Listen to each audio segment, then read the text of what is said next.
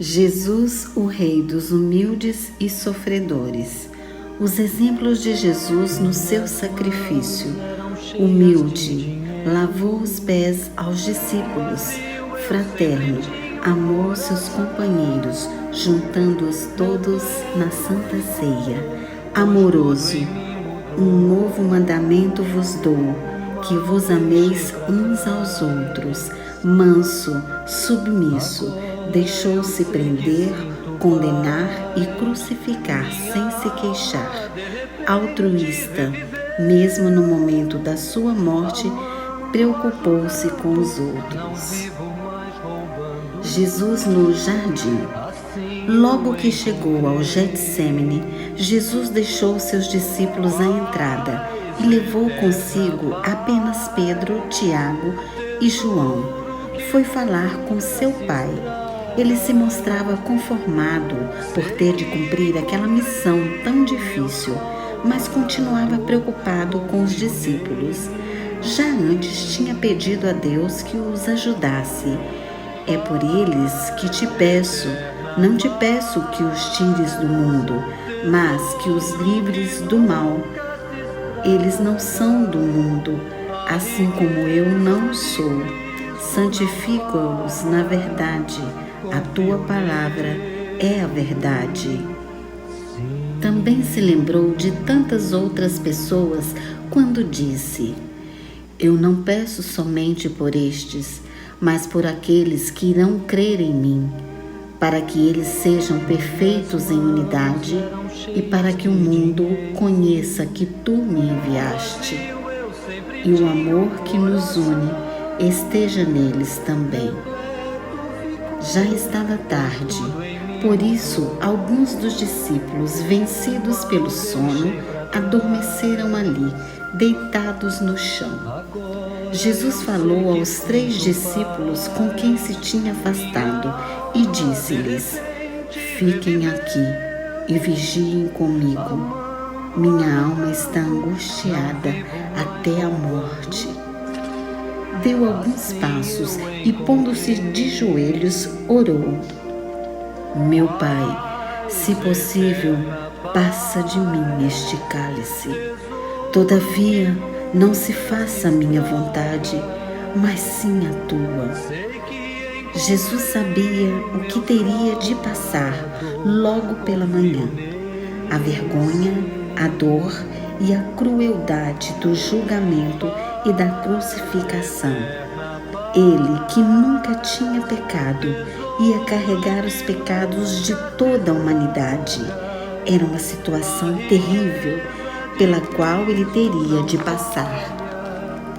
Em seguida, quando chegou perto dos 3 discípulos, Pedro, Tiago e João, encontrou-os dormindo e disse-lhes em tom de lamento: Não conseguiram vigiar comigo nem uma única hora? Vigiem e orem para não entrarem em tentação. Depois ele se afastou de novo e continuou a orar: Por favor, Pai, se é possível que isto não aconteça, mas se eu tenho de beber este cálice, seja feita a tua vontade. Encontrou novamente os 3 discípulos dormindo e, deixando-os, afastou-se mais angustiado ainda.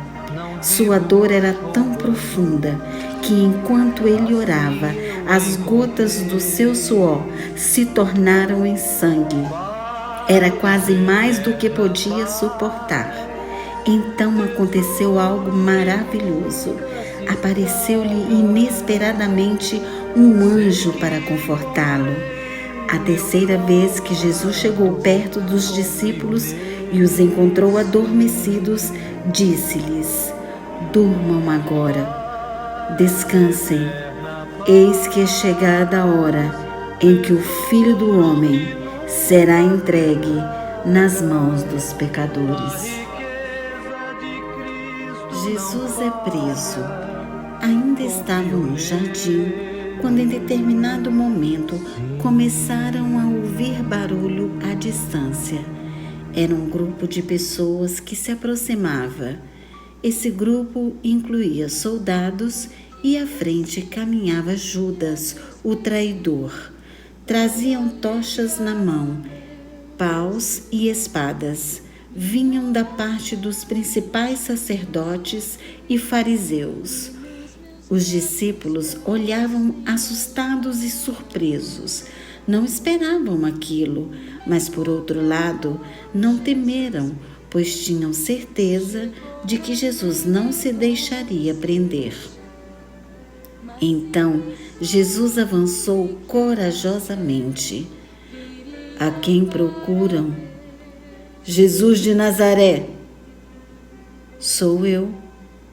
Os soldados recuaram e caíram por terra. Nisso, Judas se aproximou e beijou Jesus.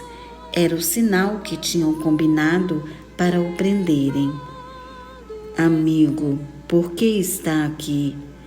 Com um beijo você trai o Filho do Homem? Pedro se aproximou logo e, antes que Jesus conseguisse impedi-lo, acertou com uma espada a orelha direita de Malco, um servo do sumo sacerdote, cortando-a. O homem gritou de dor, mas Jesus socorreu logo e, tocando-lhe na orelha, curou-a. Depois, voltando-se para Pedro, disse-lhe: guarde a espada. Quem a usa provoca sua própria morte. Não percebe que bastava eu pedir ao Pai e 12 exércitos de anjos me protegeriam? Mas se o fizesse, como se cumpriria o que está escrito? Depois, olhando com serenidade para os que vinham prendê-lo, ponderou: serei eu um criminoso perigoso para me virem prender com espadas e paus?